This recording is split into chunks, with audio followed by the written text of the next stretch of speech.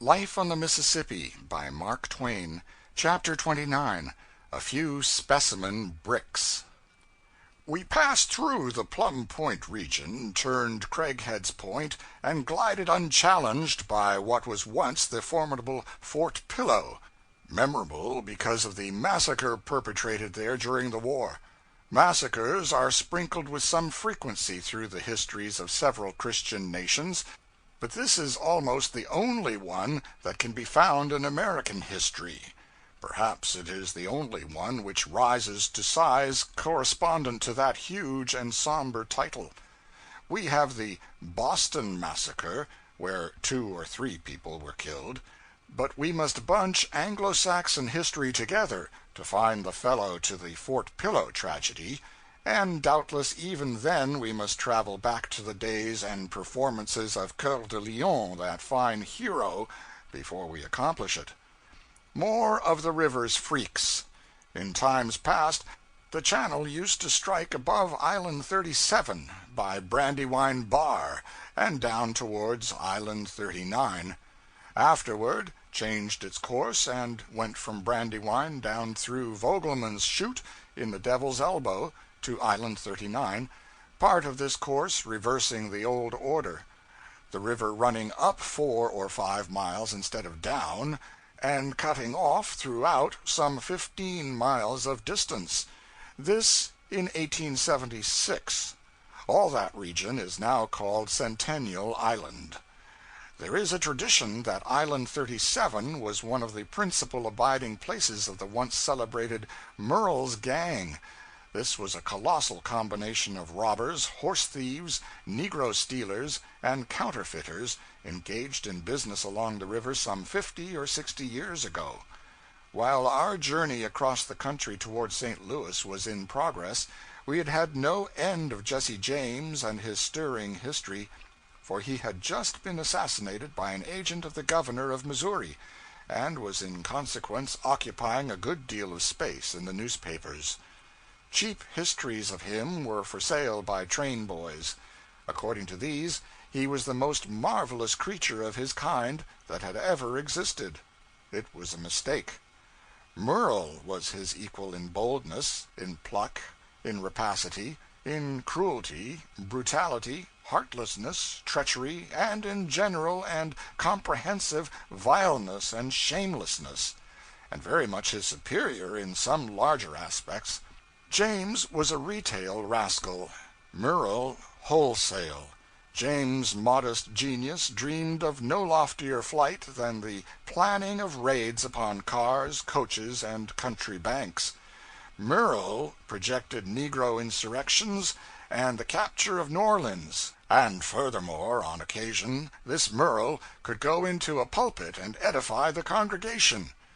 What are James and his half-dozen vulgar rascals compared with this stately old-time criminal, with his sermons, his meditated insurrections and city captures, and his majestic following of 1,000 men sworn to do his evil will?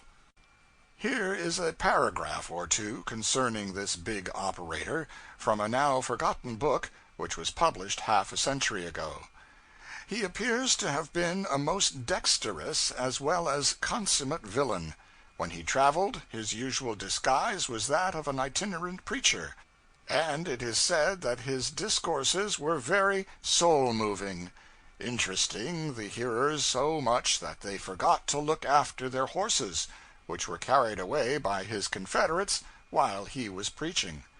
But the stealing of horses in one state and selling them in another was but a small portion of their business.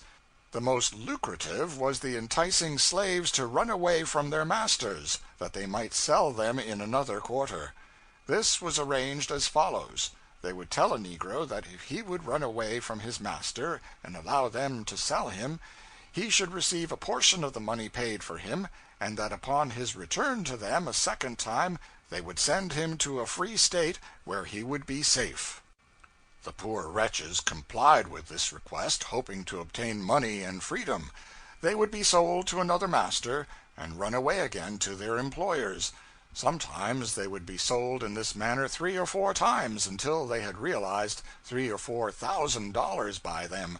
But as, after this, there was fear of detection, the usual custom was to get rid of the only witness that could be produced against them, which was the negro himself, by murdering him and throwing his body into the Mississippi.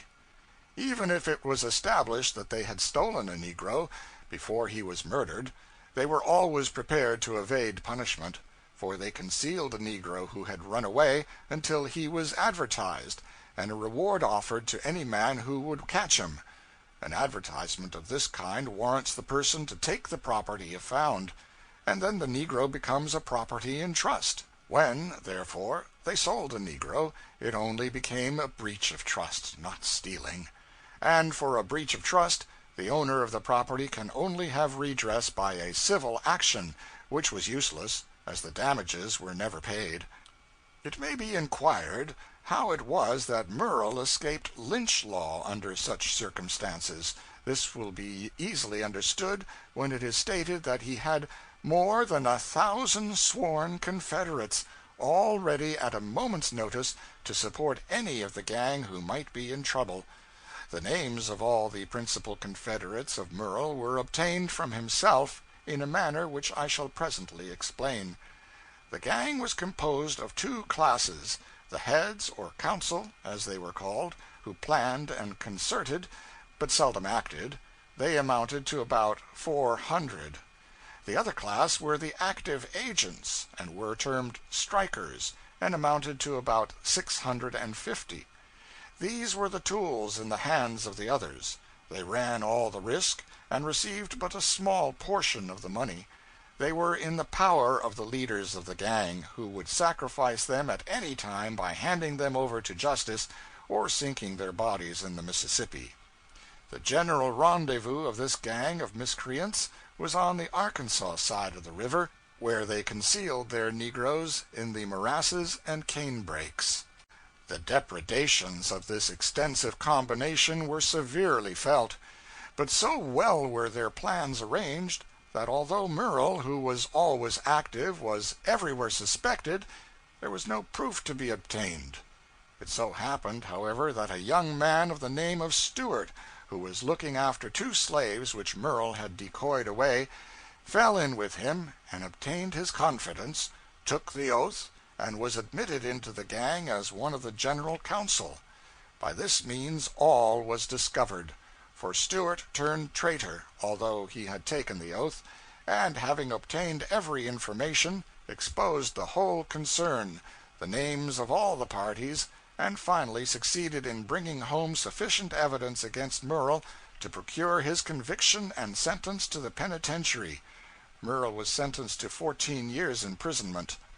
So many people who were supposed to be honest and bore a respectable name in the different states were found to be among the list of the Grand Council, as published by Stewart, that every attempt was made to throw discredit upon his assertions. His character was vilified, and more than one attempt was made to assassinate him. He was obliged to quit the Southern States in consequence. It is, however, now well ascertained to have been all true, and although some blame Mr. Stewart for having violated his oath, they no longer attempt to deny that his revelations were correct. I will quote 1 or 2 portions of Murrell's confessions to Mr. Stewart, made to him when they were journeying together. I ought to have observed that the ultimate intentions of Murrell and his associates were, by his own account, on a very extended scale, having no less an object in view than raising the blacks against the whites, taking possession of and plundering New Orleans, and making themselves possessors of the territory. The following are a few extracts. I collected all my friends about New Orleans at one of our friends' houses in that place, and we sat in council 3 days before we got all our plans to our notion. We then determined to undertake the rebellion at every hazard, and make as many friends as we could for that purpose. Every man's business being assigned him, I started to Natchez on foot, having sold my horse in New Orleans, with the intention of stealing another after I started. I walked 4 days, and no opportunity offered for me to get a horse. The 5th day, about 12, I had become tired, and stopped at a creek to get some water and rest a little. While I was sitting on a log, looking down the road the way that I had come, a man came in sight riding on a good-looking horse.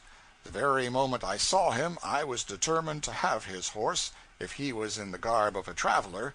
He rode up, and I saw from his equipage that he was a traveler. I arose and drew an elegant rifle pistol on him and ordered him to dismount. He did so, and I took his horse by the bridle and pointed down the creek, and ordered him to walk before me. He went a few hundred yards and stopped. I hitched his horse, and then made him undress himself, all to his shirt and drawers, and ordered him to turn his back to me. He said, "If you are determined to kill me, let me have time to pray before I die." I told him I had no time to hear him pray. He turned around and dropped on his knees, and I shot him through the back of the head. I ripped open his belly and took out his entrails, and sunk him in the creek. I then searched his pockets and found $400.37, and a number of papers that I did not take time to examine. I sunk the pocketbook and papers and his hat in the creek.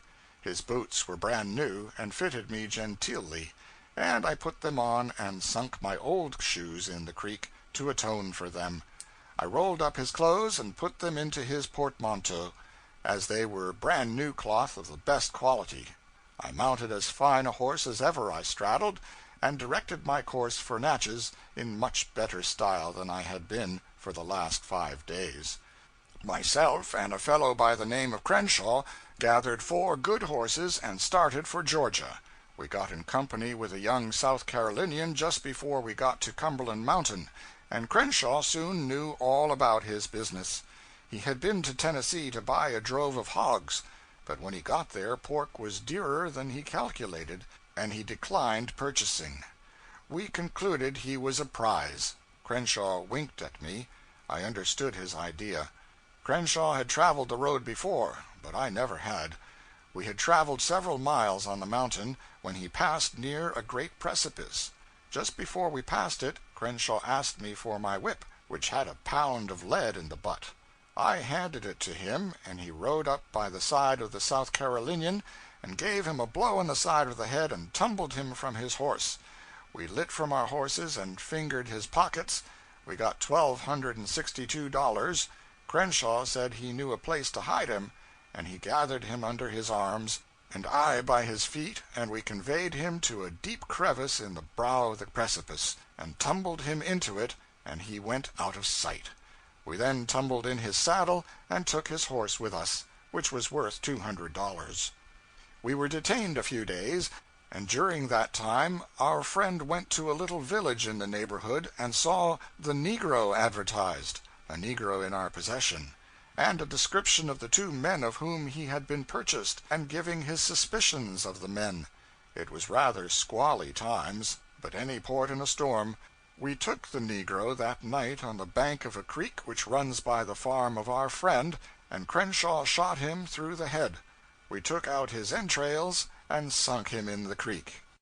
He had sold the other Negro the 3rd time on Arkansas River for upwards of $500, and then stole him and delivered him into the hand of his friend, who conducted him to a swamp and veiled the tragic scene, and got the last gleanings and sacred pledge of secrecy, as a game of that kind will not do unless it ends in a mystery to all but the fraternity.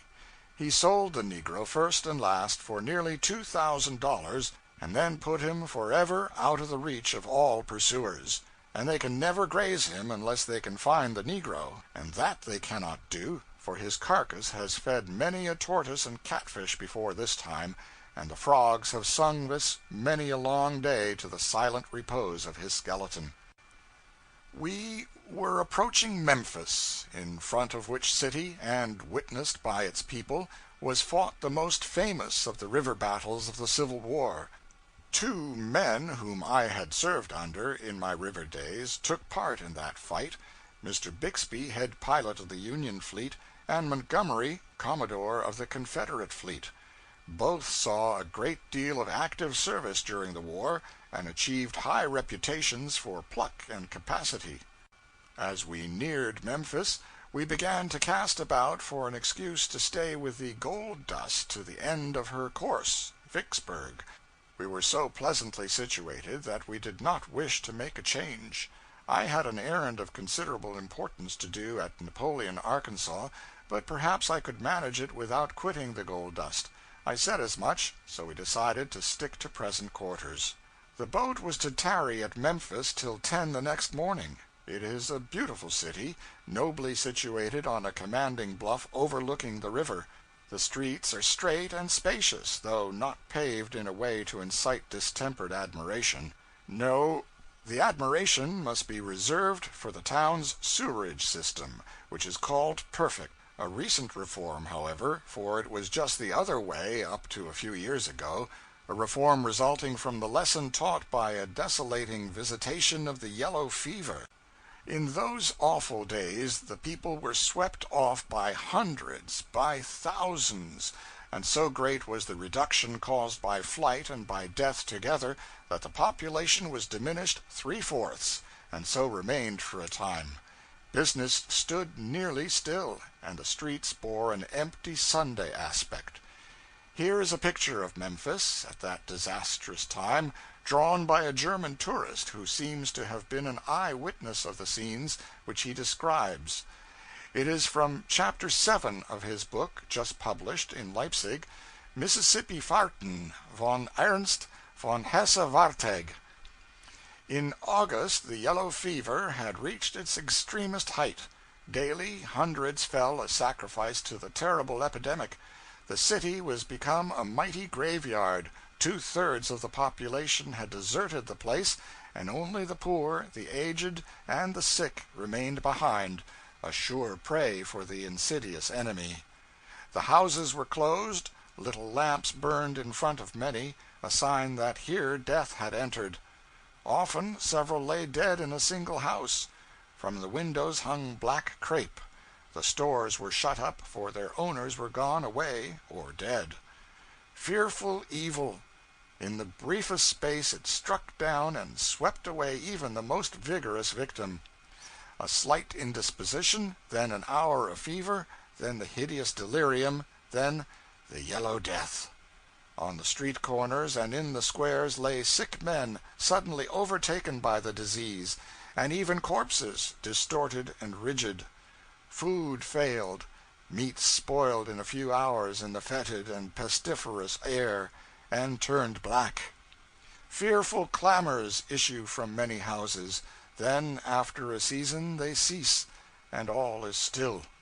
Noble self-sacrificing men come with the coffin, nail it up, and carry it away to the graveyard. In the night stillness reigns. Only the physicians and the hearses hurry through the streets, and out of the distance, at intervals, comes the muffled thunder of the railway train, which, with the speed of the wind, and as if hunted by furies, flies by the pest-ridden city without halting. But there is life enough there now. The population exceeds 40,000 and is augmenting, and trade is in a flourishing condition. We drove about the city, visited the park and the sociable horde of squirrels there, saw the fine residences, rose-clad and in other ways enticing to the eye, and got a good breakfast at the hotel. A thriving place is the Good Samaritan city of the Mississippi, has a great wholesome jobbing trade, foundries, machine shops, and manufactories of wagons, carriages, and cottonseed oil, and is shortly to have cotton mills and elevators.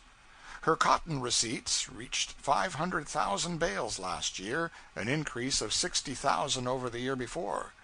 Out from her healthy commercial heart issue 5 trunk lines of railway, and a 6th is being added. This is a very different Memphis from the one which the vanished and unremembered procession of foreign tourists used to put into their books long time ago.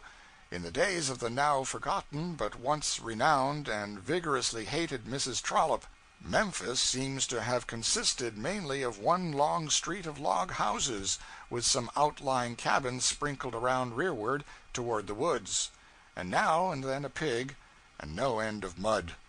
That was 55 years ago. She stopped at the hotel. Plainly it was not the one which gave us our breakfast. She says, "The table was laid for 50 persons, and was nearly full. They ate in perfect silence, and with such astonishing rapidity that their dinner was over literally before ours was begun. The only sounds heard were those produced by the knives and forks, with the unceasing chorus of coughing, etc." Coughing, etc. The etc. stands for an unpleasant word there, a word which she does not always charitably cover up, but sometimes prints. You will find it in the following description of a steamboat dinner which she ate in company with a lot of aristocratic planters. Wealthy, well-born, ignorant swells they were, tinseled with the usual harmless military and judicial titles of that old day of cheap shams and windy pretense. The total want of all the usual courtesies of the table, the voracious rapidity with which the viands were seized and devoured, the strange uncouth phrases and pronunciation, the loathsome spitting, from the contamination of which it was absolutely impossible to protect our dresses, the frightful manner of feeding with their knives, till the whole blade seemed to enter into the mouth, and the still more frightful manner of cleaning the teeth afterwards with a pocket knife, soon forced us to feel that we were not surrounded by the generals, colonels, and majors of the old world, and that the dinner hour was to be anything rather than an hour of enjoyment. End of chapter 29.